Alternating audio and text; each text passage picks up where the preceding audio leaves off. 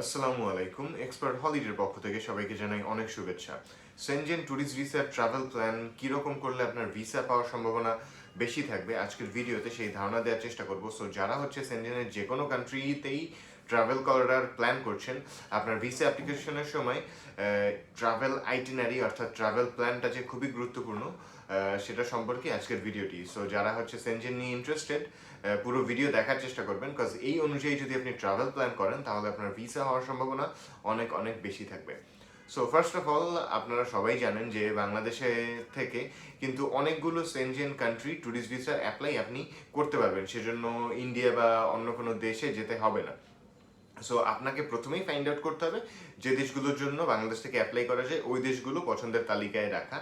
আর এর বাইরে যে জিনিসটা করতে হবে, আপনাকে একটা জিনিস জানতে হবে যে সেনজেনের অনেকগুলো দেশের অ্যাপ্লাই যেহেতু বাংলাদেশ থেকে করা যাচ্ছে, সবগুলো দেশের রেশিওই যে একটা পার্টিকুলার টাইমে ভালো থাকবে ব্যাপারটা এরকম না।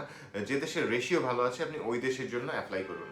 এখন সেনজেনের যে কোনো কান্ট্রির জন্য যদি আপনি অ্যাপ্লাই করুন না কেন, আপনাকে একটা স্পেসিফাই করতে হবে যে আপনি কোন সময়টাতে ট্রাভেল করতে চাইছেন, অর্থাৎ আপনার ট্রাভেল ডেটটা কি, আপনি কতদিন সেনজেন থাকবেন বা সেনজেন থেকে কবে লাস্ট বের হবেন, এই জিনিসগুলো অ্যাপ্লিকেশনের মধ্যে ক্লিয়ার করতে হয়। সো আপনাকে যে টাইম লাইনটা দিতে হবে, অর্থাৎ ধরুন আপনি 10 দিন বা 15 দিনের জন্য যাবেন, এর থেকে বেশি দেয়া আসলে কখনোই উচিত না। কজ সেনজেনের শর্ট টার্মের ভিসাই বাংলাদেশ থেকে অ্যাপ্রুভাল বেশি হয়। আপনি যদি 1 মাসের বেশি ভিসা চেয়ে বসেন, আপনার প্রোফাইল যতই স্ট্রং হোক না কেন, আপনাকে প্রথমবার সেনজেন ভিসা দিবে না। যারা গিয়ে প্রিভিয়াসলি সেনজেন ট্রাভেল করেছে শুধুমাত্রই তারা এই ভিসার জন্য অ্যাপ্লাই করতে পারে, বাট তাদেরও যে এই ভিসা শিওর হয়ে যাবে এরকম আসলে কথা নেই। সো শর্ট টার্মের ট্রাভেল প্ল্যান করা খুবই কার্যকরী একটা পদক্ষেপ। সো আপনি 10 বা 12 দিনের একটা ট্রাভেল প্ল্যান করবেন।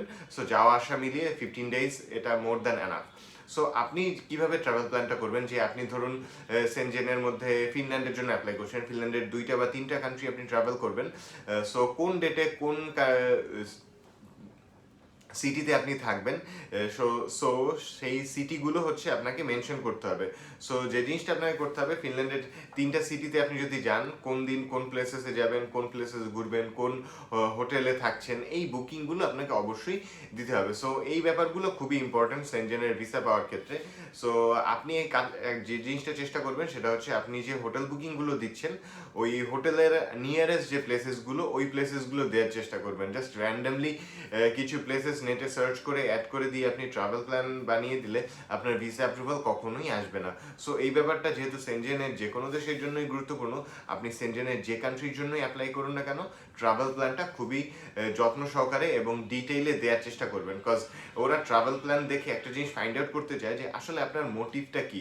কজ আপনার সাথে কোনো ইন্টারভিউ হচ্ছে না যেহেতু, সো আপনার ডকুমেন্টস দেখে ওরা ভিসা দিবে। সো ওরা আপনার উদ্দেশ্যটা জানতে চায় যে আপনি সেনজেনে কেন ভ্রমণ করতে যেতে যাচ্ছেন। যদি আপনার উদ্দেশ্য আসলেই ট্যুরিজম হয়ে থাকে, আর যারা ইনভাইটেশন দিয়ে অ্যাপ্লাই করেন তাদের ওই ইনভাইটেশনের পারপাসটা যদি ফুলফিল হয়, এই জিনিসটাই আপনার উদ্দেশ্য কিনা সেটা ওরা জানতে চায়। সো আপনি একটা প্রপার ট্রাভেল প্ল্যান দিলে আপনার ভিসা হওয়ার সম্ভাবনা অনেক অনেক গুণ বেড়ে যাবে। এর পাশাপাশি আপনি যখন সাপোর্টিং ডকুমেন্টসগুলো সঠিক ওয়েতে দিবেন, আপনার ভিসা হওয়া কিন্তু খুবই দ্রুত সময়ের মধ্যে হয়ে যাবে। সো আজকের ভিডিওটি মূলত এতটুকুই।